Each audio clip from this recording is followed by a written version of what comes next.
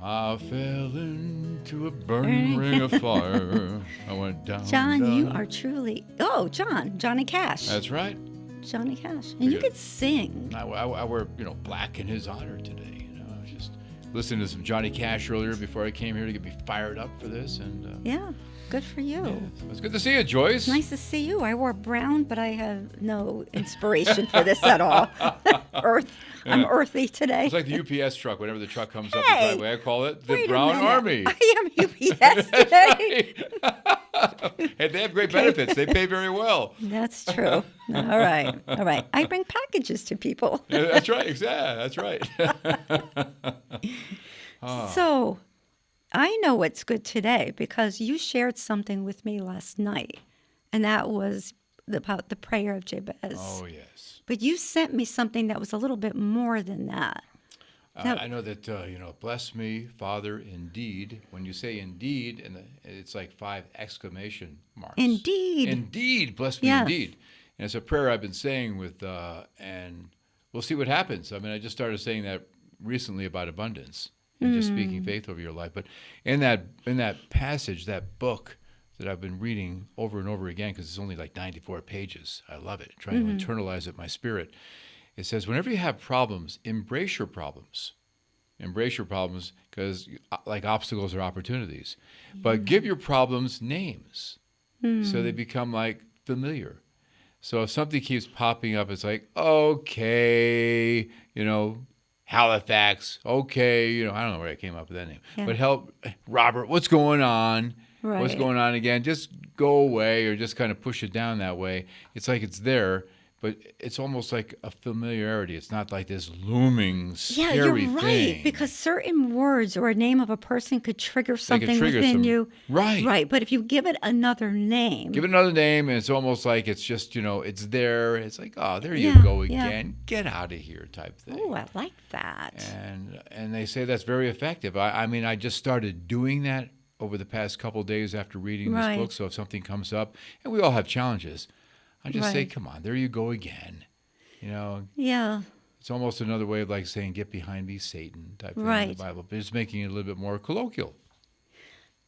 it is. I know I'm really, really liking that. And, we were going to talk today about stop living a roller coaster life.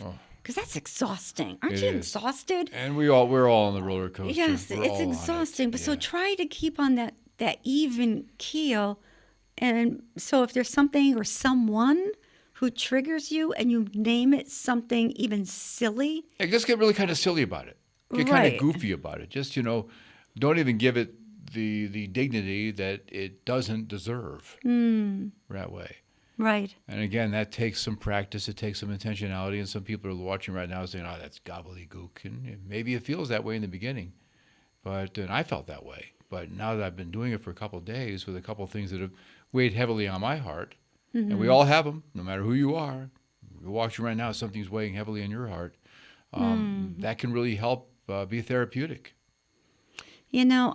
I wish I could think of the whole quote, but I'm pretty sure it's Eckhart Tolle, or some people say Tolle. Yes. He said, welcome every problem as if you invited it in, and then I don't know. It loses its power. Yes. It loses its power, and you begin to think, okay, how can I use this for my good? What is this lesson I need to learn?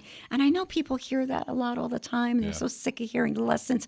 Life is a lesson. And if you're sick of hearing that, Every we day get is it. a lesson. We get it. Yes. We know that. We know that. But if it works, It does work. And something I heard recently that a mentor told me, Joyce, was don't let the problem of the person rent real estate in your head. Ooh, good. Don't let it rent real estate in Good. between your ears. Yes. Because we do that all the time. And when you keep thinking about that person that annoys you or that situation, you're giving that person or that situation power over you. Mm-hmm.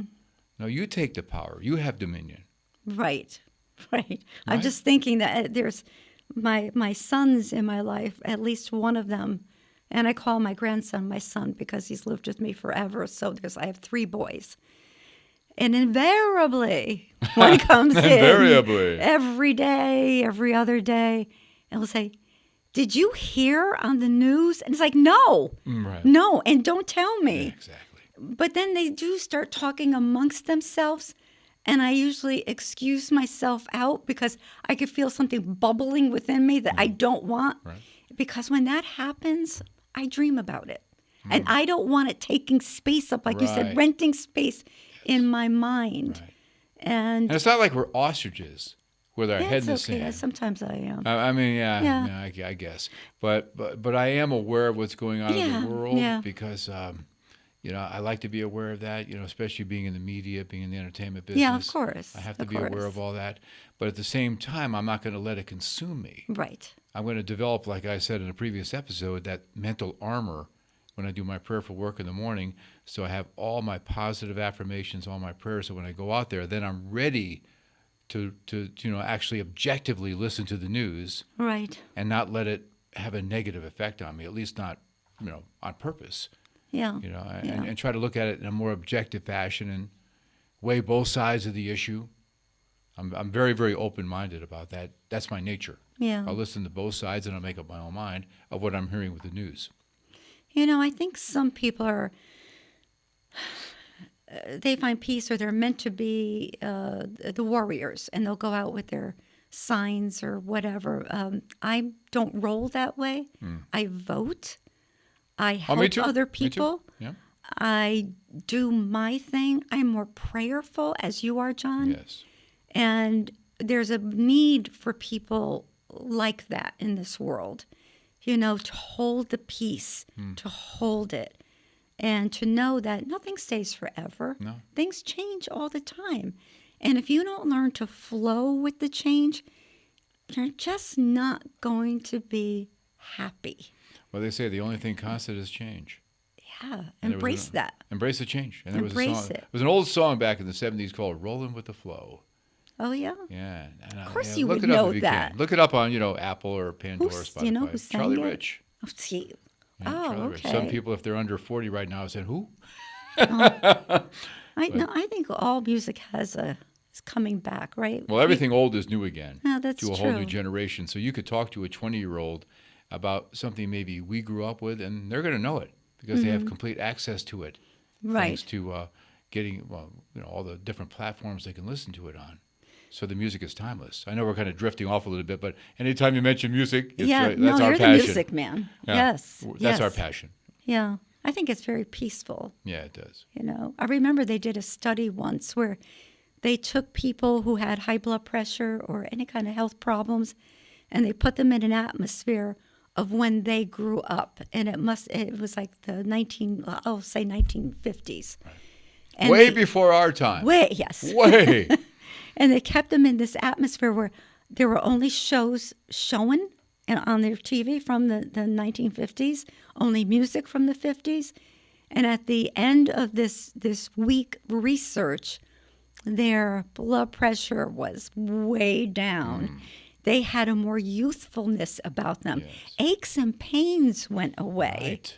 So that is really the power of our mind. Well, music therapy. And music therapy is so Alzheimer's important. patients, dementia patients. So important. It really is. Boy, the Wow. power of the mind. It makes me want to. All right, Joyce, you're Yes. got to Yes, talk go about your ahead. book here. No, we which- don't have to talk about the book. I love the book. There's just. This book, I- I mean, don't be shy about it because this book is going to be therapeutic and help a lot of people, just like your previous books. Let me tell you something. My book helps me because You're having a hard time. You go to the shelf. I You bring forgot. out your own book. I forgot what I said in a lot of things because it just poured out of me. It just poured out of me. Yeah, like, when you're writing the book, do you find that what kind of mindset do you get into when you? I've always been curious about when people write music, and I sit with songwriters or I sit with authors. What is there? Is there a specific system you have, or is it all over the map? I think I start with one thought, and then I can't stop. It's not like, I think I would be really bad at writing a novel to keep all the fake people in place. But when it comes from my heart, Right. I was very surprised what I wrote about. Even by the Michael Bolton years, and Yeah, Deepak Connecticut's own Michael Chopra. Bolton. And what a no, because a prize lot he of is. He's people great. wanted to know, how did you get involved with that? Like, how did you do this and how did you do that? And in the book, my book also talks about, I didn't have a great beginning. When you're 16 years old and pregnant, and you have 2 kids by the time you're 18. Yeah, but look at you those know, 2 like, kids. They're gifts. Absolutely. They're absolute gifts. My grandson said to me the other day, he said, "You made some poor life choices." And I said, "Let me tell you something. If I didn't make those choices, you wouldn't exist right now." That's right. So remember that. So go there and eat your hot dog. Right. I'm going to tell her that. Oh, God, that's funny. But the one thing I wanted to share that maybe will help all of us in life not have like this roller coaster life and to think about things differently, how much control we have over it. And I've got to take, this is for glare for my eyes. They're not reading glasses. You're like a musician who has guitars for every different song. These are my reading glasses. Okay. So Deepak Chopra is, he's a medical doctor, but he's more known for teaching mindfulness. And he was a medical doctor in Boston. And when he was in Boston, he wrote down some case histories that he worked with. And that's what began his journey on figuring out the mind-body connection. Because years ago, they didn't call it that. They really didn't have, a word for that. They knew stress was bad, but, that was about it.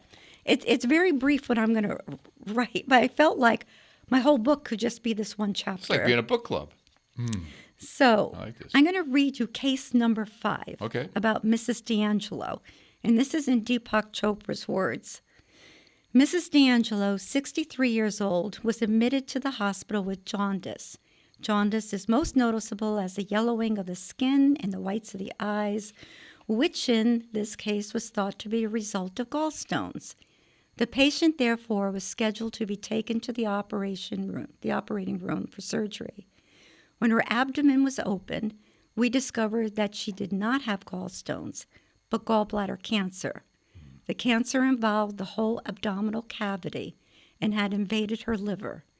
The patient was considered inoperable, and without any further maneuvers, we closed up the abdomen.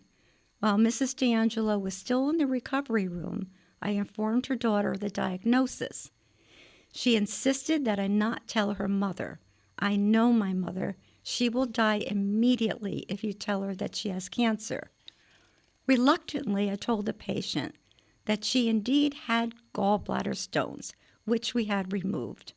I rationalized that her daughter would tell her the truth sometime after they went home. I also believed that the patient would not live more than a couple of months. I next saw her 8 months later in my office. Her jaundice had cleared up almost completely, and she looked radiant and healthy. There was no clinical evidence of any cancer. Mrs. D'Angelo still visits me regularly for routine checkups and is free of disease. The last time she came to see me, she said, "Doctor, when you admitted me to the hospital 3 years ago with jaundice, I was sure I had cancer. I was so relieved when you operated and found gallstones that I made up my mind never to be sick again." This is one of the most amazing cases that I have ever encountered. The placebo in this case was not a drug, but the operation. Although clinically useless, the surgery had led to a complete cure. Of course, in actuality, it was not even the operation, but the patient's thoughts afterwards that made her live. Wow. How powerful is that? Mind, body. How powerful is that? How the mind can heal. Because she had no reference of cancer and she spoke wellness into her body, Yes. the very cells of her body began changing and eradicated the cancer. Yeah. And what he discovered after that. It goes back to the neuroplasticity of the brain. Yes. And able to do that where you can actually heal the inside of your body. The brain can do that, but it all begins with your thoughts. It does begin with your thoughts. Which, of course, come from the brain, as we know, yeah. Wow, but that is just powerful stuff, that Well, that wow. led him to do what he does today. And then I have a picture of myself with Deepak because I always thought I would love to meet him. Every I time you say would, Deepak, I think of Tupac, horror. yeah, Totally different, gang. Totally different. Music right, reference again. Sorry right. about that. No, it is. Yeah, right. I know. I just had this Tupac Shakur, vision yeah. of Yeah. me and Tupac hanging out. But Oh, but that so I had this thought that I would love to meet him and share that made a change in my life. And again, that was a good 30, that was probably 1991 when he wrote that book called Creating Health. Just an excellent book. just another one to add to my reading list. And he was just, he was a doctor. He's a medical doctor writing about that. So fast forward to 2018, and there's a picture of us together. I happened to be asked to oversee an event, and he was the guest speaker. Wow. So I walked up That to must have him. been amazing. It was, Amazing. because I was able to tell him, case number 5, Mrs. D'Angelo, Yeah, changed right away he my looks at you like, life. Changed my life. Right. But some people may think, okay, but people die. Yes. But we still have the power to have good thoughts. We still have the power to have peace. Do people always get healed? No, but to me, death isn't such a bad thing because we transition to another state. I mean, a lot of people do say that. They say, well, how come so-and-so got healed, but my mom or dad didn't get healed? Right. They did get healed, Right. but just not in the way we wanted. Right. We wanted them to be here with us. Right. You've been through that with your late husband, Wayne. I went through that with my first wife, who went to be with the Lord. And I just look at it this way. Hey, listen, they were healed, Right. but not in the way we Oh, wanted. 100%. Yeah. None of us Yeah. will ever get out of this world alive. Well, that's for sure. But while we're on Earth, let's enjoy the trip. We have so much beauty in this world. I know a lot of people Yes. focus on the negative, but I think there's a lot more good in this world. I really do. I looked at my bedroom window and I looked at my dead tree because it's wintertime. And I just looked at it and I said, aren't you beautiful? Because right now you're resting, but I know what's going to happen soon. So sometimes when people look around and say, oh, it's so drab looking, I just think, no, the beauty is resting right now. It's going to come back in all its glory. Change your words. Change your words. Change your thoughts. And the world around you will change. And if something really bad bothers you in the news, on TV, for God's sakes, turn it off. Turn it off and go find your favorite movie. Yes. Or, find something. I remember a doctor speaking to a woman one time, and she was really depressed about life. And he said, let me ask you a question. When was the last time you really laughed? When was the last time you had a belly laugh? Yeah. She says, maybe 25 years ago. That long. Wow. So I said, you go home and find something that makes you laugh. Find a comedy show, a movie that made you laugh back in the day, whatever, and just watch it every night before you go to bed. Right. Whatever makes you laugh.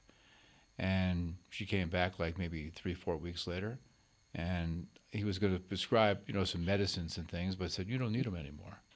Because the laughter, laughter is the best medicine. Yeah. Right? Remember that book? I do. Yeah. Let's laugh every day. I think I do laugh every day. Yeah, my wife and I laugh a lot. Many times at each other, but with each other and at each other. But we love to laugh. My son Tim makes me laugh all the time. He sees the world in an exaggerated way, but he's really funny at it. And if he had more, I think, confidence in himself, he would be like Robin Williams. Right. He's very much like that. He's very quick. Yeah.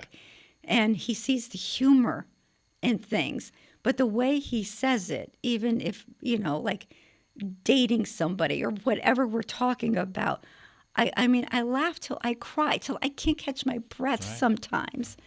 But isn't that great? Because, you get on the roller coaster and you're up there, and then sometimes things happen where you're a little bit down, and then you're back up again. That roller coaster of life that we're all on. Nobody's exempt. Everybody's on the ride. Right. I think about roller coasters. Many times I love roller coasters. Back in the day, It's so crazy about it just that. you think about the ones at the amusement park, but it depends on what you ate beforehand. Exactly. How you were jostled, that's life. Exactly. That's life. You're feeling good, but you have your peaks and valleys. And Yes. Yeah. I was going somewhere with that, but I don't know where. But yeah, but Yeah, we're but you set the tone every morning to have that foundation of peace. foundation is key. When you first wake up, I think I do this every morning, almost subconsciously. I'll just say, "Wow, I'm alive!" Like I'm always surprised that I'm alive. Yeah, I mean, I look out the window and, like you said, I look at the trees, and the trees may not have any leaves on them right now, but I know that underneath it all, in the roots Yeah. and everything inside the tree, it's all coming to life. Oh, I see the miracle in it. You do see the miracle in that. Yes. And it happens every single year, the same thing. We look Right. at that tree, and all of a sudden, in a matter of time, it's going to be budding with leaves and life. Right. Yeah. And it's the little things like that. It may seem like we're talking like so little, but it's so true. Like walk out on your front porch, back porch, whatever, and just say, "Oh my God, I have eyes to see. I have ears to hear. I could feel. Life is beautiful." Just say life is beautiful, because what you keep saying, you will see more of. You will. You bring into your existence what you say and think. You sure do. Yeah. And Yes. just to be so careful what you say about yourself, say over yourself. Right. That's so important. Right. And especially if you're around people. I know people in working environments. Why is it the camaraderie of people seems to be so easy to talk about how bad the weather is, how bad the news is, how bad that is? But you could be the person that can change that. One person. just- When you walk into a room, it takes one person to switch on the light. Yeah. You could be in a whole room and you could feel the negativity like it cuts like a knife, right? Yes. And watching right now, you're probably thinking, oh, yeah. Have you ever been to a corporate meeting where you walked into that room and it's like you just feel the tension? And you could be that one person that changes it just by the way you walk into the room with a smile and bring that positive energy. You're really great at that. You are really great at that. I think I'm probably more, I know I'm more low key, but I had blood drawn, not too long ago. And it was early in the morning, and the woman said to me, the woman was drawing the blood, said, when I came in this morning in the parking lot, there was a double rainbow. I go, wow, you saw a double rainbow? She said, yeah, and then I come into this. And I said to her, but you saw a double rainbow. Right. Keep your mind on the double rainbow Right. that you saw, Yeah. because that was beautiful. And I know you deal with a lot of hard stuff. I said, but keep that in your mind. And when I left, she said, you know what? Thank you for that, because I didn't think of it that way. And the thing is, and that's great, Joyce, because you have a great way of doing that as well. And the thing is, just focus on what somebody's doing right. So when you go into a place where people are dealing with stress Yes. and they have a stressful job and they're dealing with the public, Yes. they go to a doctor's office and they're dealing with a lot of challenges and Yes. sickness. My wife this morning was on the phone with somebody scheduling a doctor's appointment. And I was listening to the woman on speakerphone talking to Patty, and she was so good at what she does. And she was talking to Patty. I said, I got to tell you something in the background. You are really good at what you do. Yeah. They are really very fortunate to have you there. And then Patty said, well, will I see you when I'm there speaking to the woman setting up the appointment? She said, oh, yeah, you'll see me too. And I said, wow, she's very lucky that she's going to be able to see you, because you spread such joy. And I know it can't be easy because you're dealing with all kinds of people. She said, gee, thank you. Thank you. It's nice to hear that once in a while. Yeah. Don't assume people hear that, because they probably don't. You know what? And it helps yourself too, doesn't it, when you do does. that? It really bounces back to you. It does. And when you compliment somebody, you feel good too. Yeah. You not only make them feel good, but you feel good. Yeah. So yesterday that happened where I had physical therapy, and then I had to get back home to pick up my grandson because he had to see his ENT, ear, nose, and throat. So I went all the way back out the same way, and we pulled into the parking lot, and there was 0 cars there. And he said, it looks like they're closed. And I said, oh, no, maybe everyone, parked in back, everyone that works there. And it is late in the day. We're probably the last one. So we walk in. It's like the door's locked. So I called, and I did get someone in another office and said, "Oh, well, you must have been called because the doctor canceled all his appointments today." And I said, "No." So now I'm on the phone, but it's coming through, the radio. So Matthew was sitting there listening, and she said, "Well, I'm sure we must have called."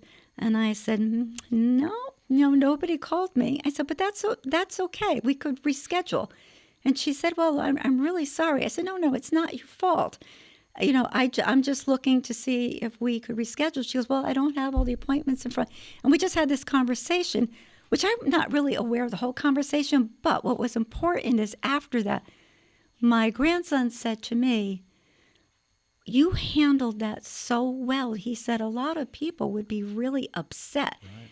And they would be, he said, "But like you have this way with people that kind of like you make them your friends." Because I asked her what her name was.